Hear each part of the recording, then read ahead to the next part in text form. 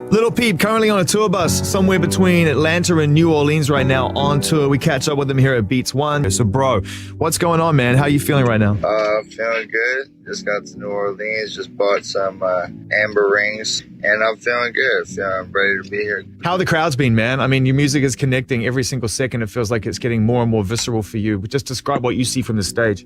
A bunch of crazy, sweaty teenagers going insane and causing each other pain. Was this always the plan when you started making your own music, was to reach out to an audience? Realize what you had in your hand when you started making music? Did you feel like you were part of something? Yeah, I mean, I always knew that it was going to be successful. I guess I'm very confident with what I do because I feel that there's so many people doing it successfully that are so terrible at what they do that I could just easily just take their spot because they're so trash. Right. So who do you rate then? Rather than get swept up in the trolling side of things, let's keep it positive and inspiring. I believe that's what's going to get us through this era. So who do you actually like? Man, I like everybody. I just think that some people aren't good at making music, but I like everybody. Everybody's great. Who's your favorite though, man? My favorite, probably just my friends. Bass God, Lil B, Conan, definitely. I don't know. I don't really listen to.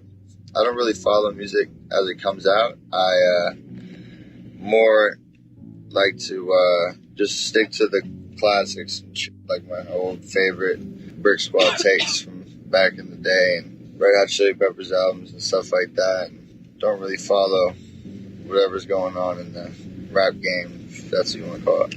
I mean, it's funny, because obviously I think that people consider you to be a part of that game, but equally you're taking inspiration from other things and you've got deep taste in rock and roll as well.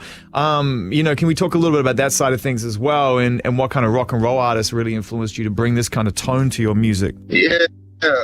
Some of my favorite bands say that I mean, Brand New, Green Day, Good Charlotte, My Chemical Romance, Panic! At the Disco, Taking Back Sunday, stuff like that. So that's where I get the inspiration behind a lot of my melodies. Songwriting definitely is a big thing to me that I think separates me from a lot of other artists of my generation right now because I base my songwriting kind of off those old bands, like their pattern. I mean, I know that, you've talked about collaborating with my Conan. That's a thing that's done? Yeah, we have an album together. It's incredible. It's the best album of the 21st century. I mean, I can't wait to hear that because I think McConan's a super fascinating and actually really underrated artist when it comes to influence. What is it that you like about him? A few words that you can share about what you love about McConan and why the chemistry is real.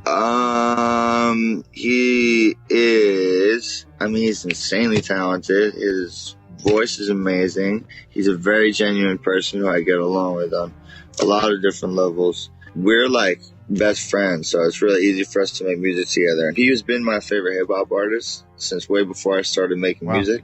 It was one of my dreams to ever meet McConan, and we got an album together. That's crazy, man. I mean, what an experience for you to be in that situation, to meet somebody like that who you've been a fan of and actually be able to say you have creative juice now. Yeah. He's just a trippy guy because he just trips on LSD and then freestyles everything. He doesn't write any music. It's like the most incredible thing to like watch. He hasn't written any songs. Like he just freestyles all of them. They're all just right off the top of his head. If you're in a place where you're teaming up with McConan now and you've got an opportunity to collaborate with people, have you been in the studio working with other people? I will in the future. But I've had the opportunity to work with a lot of artists, but I really am not into the whole like climbing the ladder of the industry thing with features, how people do that. So if I don't know you, I don't really care. If I don't really know you or listen to your music too much, I'm not going to just collaborate with you to gain some fans or just get some popularity, because I think music's too precious to be doing that with. But yeah, there's a lot of people in the future I'll be collaborating with after McConan. I just got to get this out of the way. We've recorded probably over 20 songs and we're still recording. So Come Over When You're Sober 2 is done? Yeah, Come Over When You're Sober 2 is done. Also, I have another project called Goth Angel Center coming out soon. Gas, short. I got an album with McConan and more touring. So we're just working. You're very on the front line right now. You can meet anybody you want in terms of your audience. I'm sure you do. What are they saying to you and how is their music affecting them? They tell me all the time, that it helps them stay alive and keeps them from committing suicide and stuff like that. And a lot of them I've seen like countless hundreds of Lil Peep tattoos on people. So these people are really dedicated and like devoted like pretty much their lives to my music, and it's pretty crazy and it blows my mind, but I love it. It's a great thing, and if it's helping people, then that's why I'm doing it. Is there a part of you that remains guarded or trying to protect yourself somewhat because you had to make this music? It wasn't like you were searching for this attention, and yet this attention is forthcoming because the music had to be made. You know what I mean? One thing informs the other. So are you sort of like approaching it with some degree of protectiveness for yourself? I guess. In some ways. Mostly I just go in there sometimes, and I don't really remember a lot of my sessions. Not ever sober when I record my music. Why is that? I don't know. I'm barely sober. I don't know. Just because it kind of brings the raw emotion out of me and lets me, and I'll wake up the next day and literally like I won't even remember what I did in the studio, but I know I did something good. And then I'll listen to it and I'll be like, yeah, this is really dope.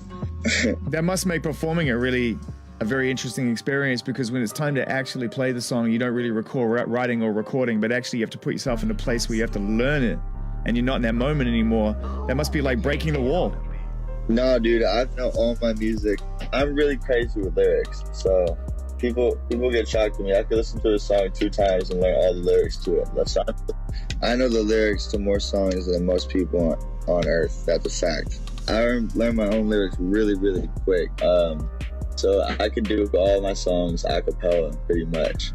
It's not something that's hard to forget.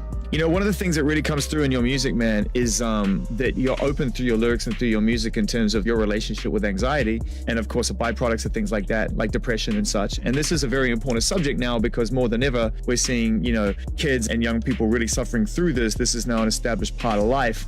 How is your relationship with that right now? Now you're actually out on the road, keeping yourself busy, touring, making music. Is it still a struggle for you to stay centered and stay, you know, in that situation? Yeah, definitely, man.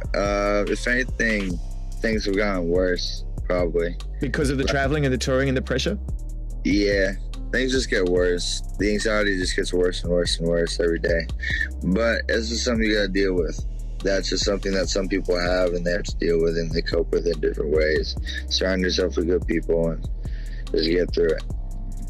Yeah, and music must make a huge difference to that, the ability to be able to express yourself regularly. It does. Music and getting tattoos is my therapy, my form of therapy. How long has the tour got left, man? I mean, we're drawing to the end of the year. How many more dates in America have you got? I think I've got like 2 more weeks. I've been doing it for like 2 months now. Wow. Yeah. Well, we wanted to reach out first and foremost to say what's up and say that, you know, we are completely connected to what you're trying to do musically, and looking forward to everything and anything that comes our way from you. And at some point when you roll through California, as and when the time's right, man, we'd love to sit face to face and get the story in more detail, if you're willing and open to talk about it. I think it would be helpful to your fans and to others to hear your story, because I think it's fascinating, bro. Of course, I would love to do that, and I'd love to share more. I got a lot more to share. All right, man. Listen, safe travels, and enjoy watching Interview with the Vampire, one of the greatest fucking movies of all time as well, by the way. I will. Thank you so much. My pleasure. All right, Pete. Later.